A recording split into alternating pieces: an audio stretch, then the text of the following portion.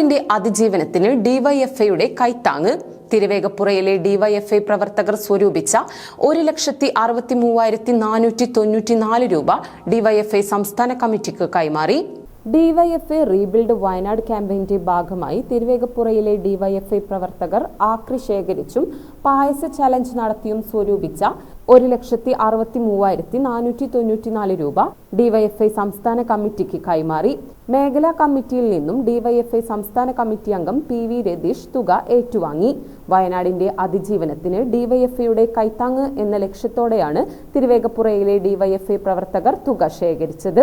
Block secretary A N. Neeraj, block joint secretary Arjun Jayaraj, CPIM Pattambi area committee അംഗം Satheesan master, local secretary V T. Biju, Thiruvegappura മേഖലാ secretary Fawas Rahman, president Rajan P, treasurer Sebil P T തുടങ്ങിയവർ ചടങ്ങിൽ സന്നിഹിതരായിരുന്നു.